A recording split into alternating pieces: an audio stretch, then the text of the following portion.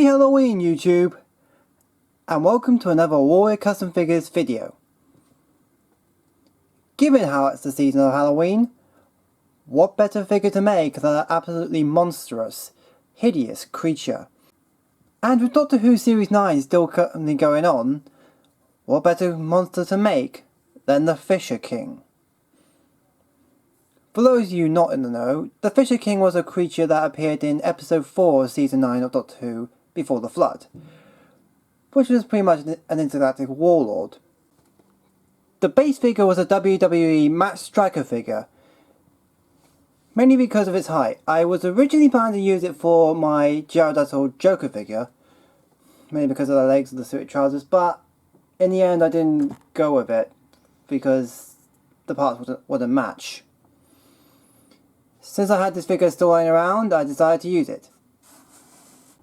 The first thing I did was remove the head, because the head was meant to be right there, and I did that, and I took a bit of tinfoil to make the spine structure of the neck here, surrounded it and thickened it with loads of milliput, and then added a big ball of milliput in order to make the head. I then sculpted all the skull details, such as the indentations on the head, the eyebrows, the mouthpiece, and the little fang predator-like things there.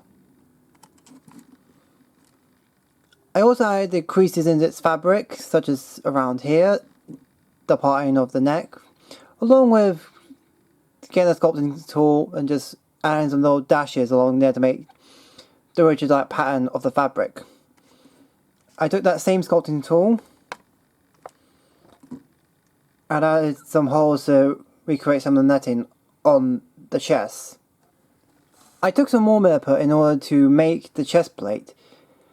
I made the basic shape, put it on the chest like that, and added another layer and sculpted in all the indentations of the plate, such as the little holes and grooves like that.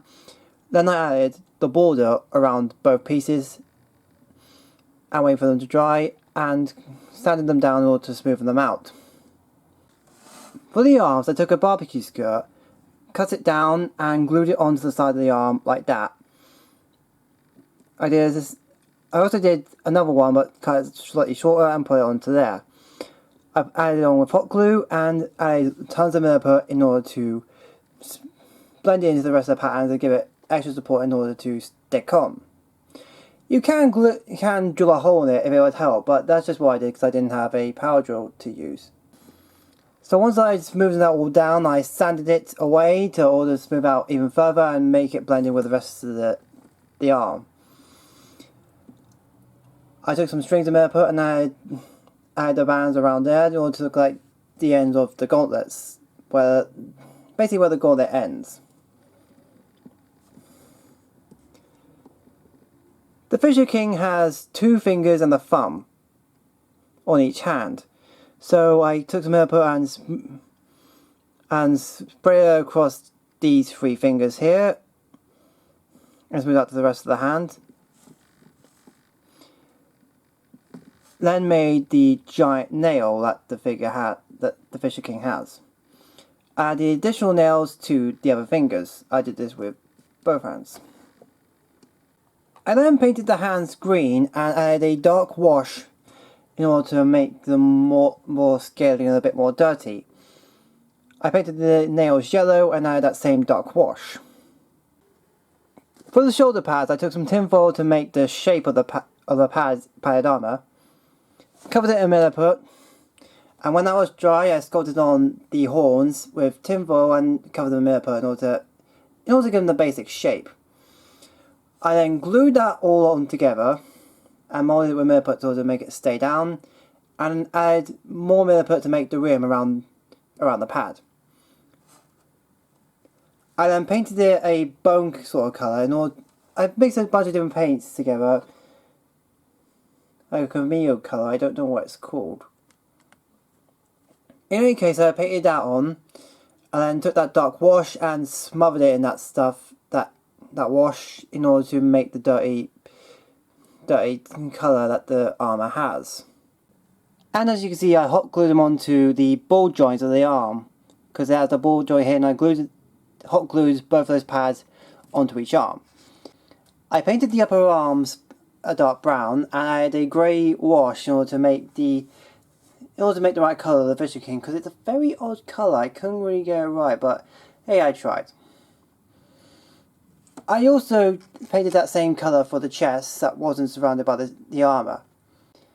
Basically just brown paint, grey wash, and some slight dark washings along the side. I took some paper and cut a parting in between the robe here, and I added the same colour onto that. This was basically the same process I used for my Missy custom. However, given the pattern on the back of the Fisher King's robe, I took 2 other pieces of paper and put them across like that. That piece was glued down on that side, while this piece was glued onto the other, basically making it a multi-layered robe. Next, I moved on to the feet. I covered the whole toe section of Milliput, sculpted a line in between these parts here in order to separate the toes, because it's meant to be one big toe like that, and a smaller toe next to it. Then I tried to make thinner indentations into the toes to give them a bit more of a texture. I painted them yellow, and you guessed it, I added a dark wash in order to bring out the details. Given how dirty the Fisher King is, I kind of needed a lot of that.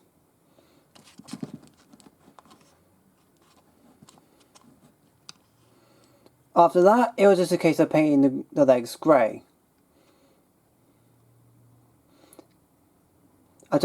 I mixed it up with some black in order to make it even a bit darker and a little bit dirtier. I mixed it with black in order to make it look a little bit darker and a little more dirtier. The same colour I used for the gauntlets and the shoulders I did for the chest plate, where I painted that colour, added the dark wash, and just flat out painted some of the inner grooves and the inner plug-like hole areas here. This was the same for the neck, only this time I had a light grey wash in between in order to bring out some of the further details of the grooves.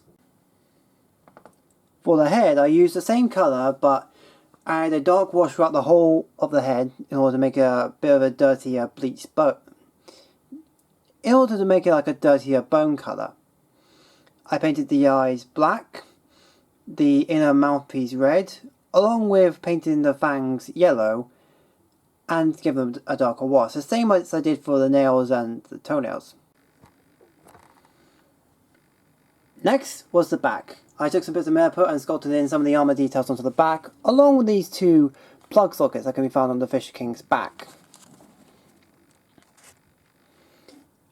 I took some more tinfoil to make the horn shapes here, and glued them on with hot glue onto the back.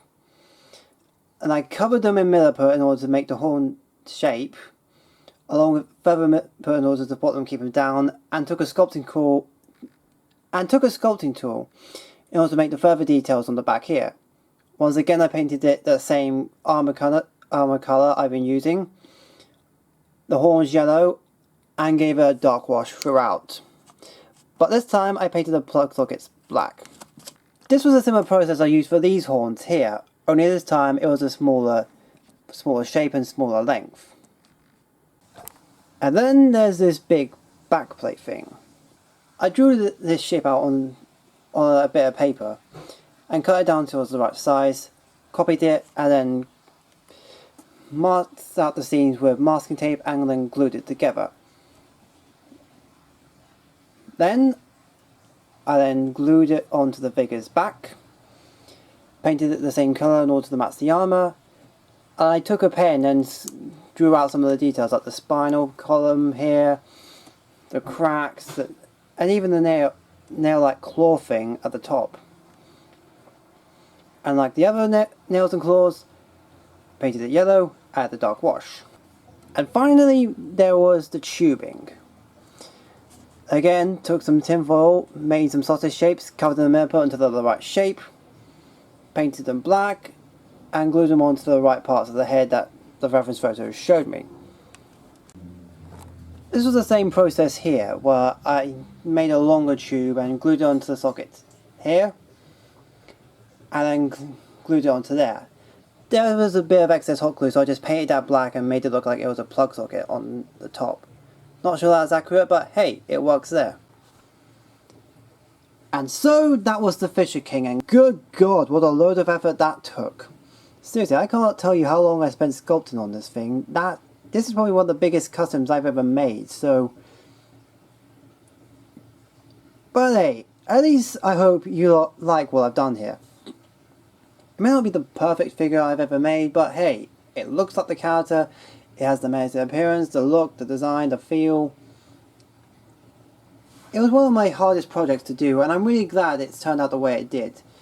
In any case, like, comment, subscribe, whatever, do what you want with this video. I just hope that you appreciate my work. In any case, happy Halloween, and I'll see you next time.